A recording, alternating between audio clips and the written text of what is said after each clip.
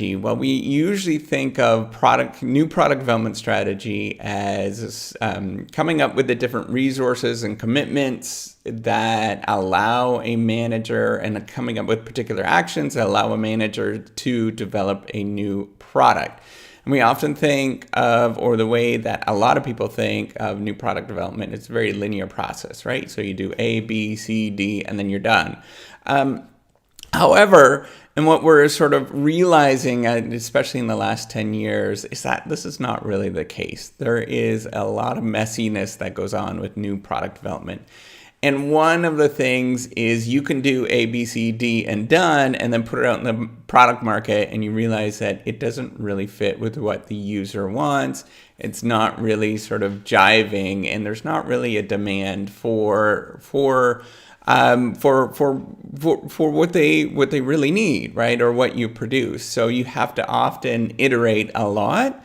And so there's actually been a push towards a discussion of a sort of trial and error process between users and the firm itself. And what we're discovering, what we're realizing, is that users have a tremendous amount of influence. They actually come up with a lot of really cool ideas, and they're very, very helpful.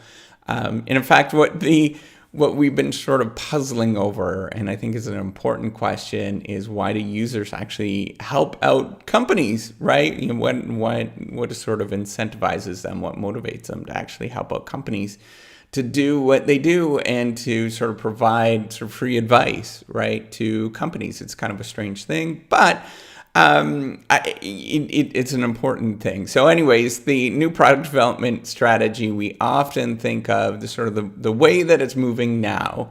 New product development strategy is towards a user-centric view, where often what might happen, so this is the way that I would sort of suggest to go, and this is the way that's probably becoming a little bit more of the standard approach, is first of all, you come up with a particular idea, right? So you are normally the user, often the case. It's not that you're going to develop something that is going to be completely outside of what you do. That's strange to do that. But normally it is somebody that's already kind of knows this particular area, because they're able to find the problem, right? Because they can identify what the problem is, and then you can come up with a solution. So you come up with a problem, you identify a little solution, and then you just simply go ask people, what do you think of this? Is this a good idea? Is this something that's interesting? You don't really have to invest very much in this stage.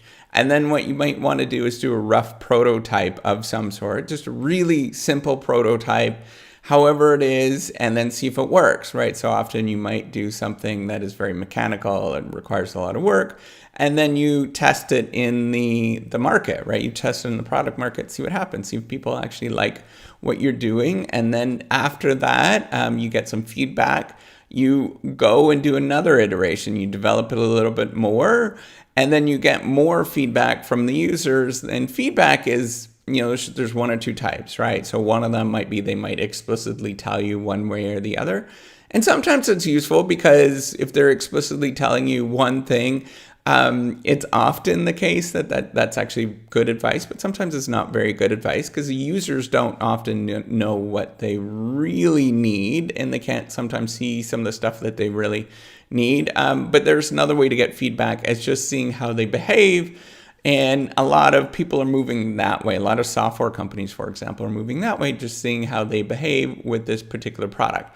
And if it's not sort of jiving with the market, then you go and iterate again, and you see if you can make it jive with the market. Maybe that there is some language, or you haven't sort of laid out the instructions very well, and then you iterate. The instructions aren't laid out in a very sort of easy to use fashion. You have to go and change the instructions so that people can actually understand what they're supposed to do, or change the design of it so that people can do the thing that they're supposed to do. And you continuously iterate until, and really it's more of a gradual process of continuous improvement over time, where you're getting a little bit higher and a little bit higher in terms of the performance of the particular product until it fits the product market better, until it actually sells, right? So what do you actually need if you're going to do this product development strategy, or do this product development, new product development process, is you really need to go slow. and get feedback and sort of reduce, don't sort of jump into something. That's the really nice thing with this particular perspective, is it really de-emphasizes this fact of this sort of thing of go out and get a ton of money or use a ton of your money and develop something and see if it works. Well, that's kind of not really all that useful. What you want to do is go pretty slow and iterate based on what the feedback is until it's actually growing. And you want to, at the moment when it starts really growing and it's like growing like gangbusters, that's when you can consider actually getting some money, some external funding to boost it even more and, get some marketing efforts and stuff like that, or get some people that are going to work on the design even more. So that's the cool thing. It sort of contains the amount of spend that's going to happen on that particular product. People are getting really smart with that. The other thing that you should really consider is you really need a lot of Slack resources to develop something like this. So the whole reciprocity project, I'm learning, and you really realize that it does take a lot of effort and a lot of time before you actually build something that's useful. So initially, I sort of did the other way that I suggest is you develop this thing. I did test it a fair bit, but I didn't test it. This is part of the whole testing process, and I didn't sort of do. What I should have done is gone a lot smaller and just did like a little simple web page and did something really small and sort of iterate from there. But you need to get to a point. So there's kind of sticky moments where you have to invest a little bit more than you probably should because you just need to develop something, right? So it's useful. So you want to develop the bare minimum and then kind of iterate from there. So there was a moment where I probably invested too much. But now I'm continuously iterating now that I actually have this sort of usable product, and you can continuously iterate and see if you can make it better, right, for the users.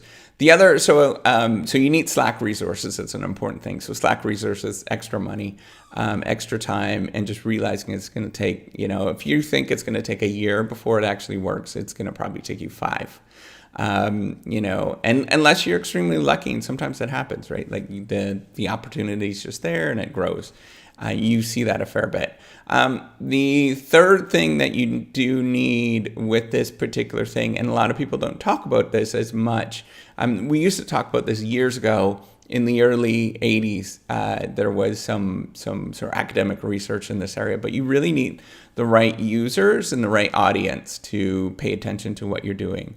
And until you figure out what that right audience is, you're liable to get sort of incorrect feedback from people.